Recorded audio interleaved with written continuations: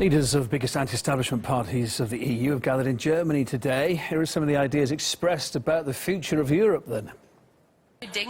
We need to rethink and reshape Europe. Patriotism is not the policy of the past, it's the policy of the future. People are fed up with politically correct elites. Let's cross to our correspondent Charlotte Dubinsky. She's been following this for us. Hi there, Charlotte. We've heard some of the sentiment there. What else has come out of this summit? Well, this has been billed as a counter-European summit where the leaders of Europe's far-right parties have been meeting in the city of Koblenz. Now, Koblenz is a city which sits on the banks and confluence of two German rivers, important German rivers, the Moselle and the Rhine. And the idea is symbolic because this is a meeting of minds of some of Europe's popularist parties who've been gaining strength in the polls in the last few years. Let's look at Marine Le Pen, the leader of France's National Front Party. She was introduced on stage as Madame Le Pen, and that's because she goes to the polls in France in the next few months. And if you look at the data, there is every chance she is going to win and top the poll at the first part of that election. Some polls saying she's got 30% in terms of popularity.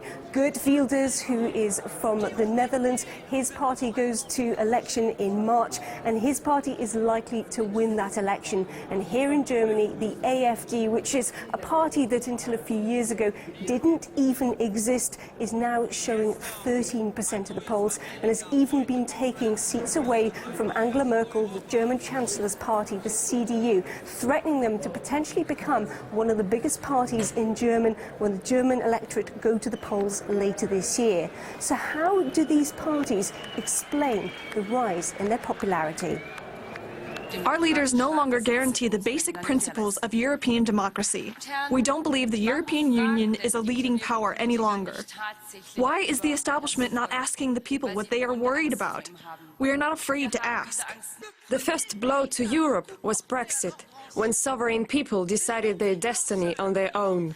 The second blow came shortly after that. It was the election of Donald Trump to the presidency of the United States.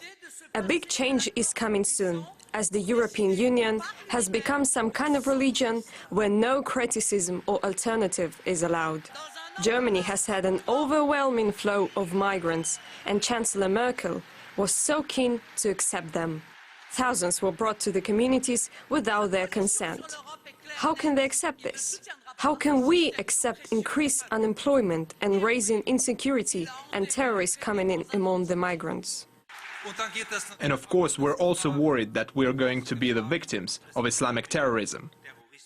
If we do nothing, we will no longer exist. We now see success is possible, and we welcome the success of Donald Trump in America.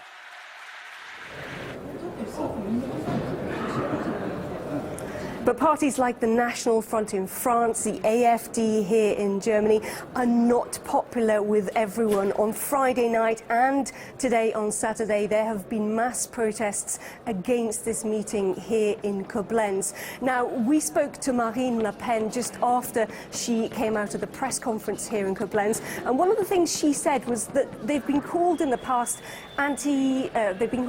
Nazis, fascists, popularists, and some of these titles are words that they had tried to steer away from in the past. But words like popularists, parties like the National Front are now grabbing hold of. It's a movement that we're seeing across the world with the rise of Trump's popularity in the UK, with the Brexit vote in, Trump's popularity in the US, the Brexit vote in the UK last year. So the words like popularist parties are things that are now being greeted as people like Le Pen say this is about the new world and no longer the old world.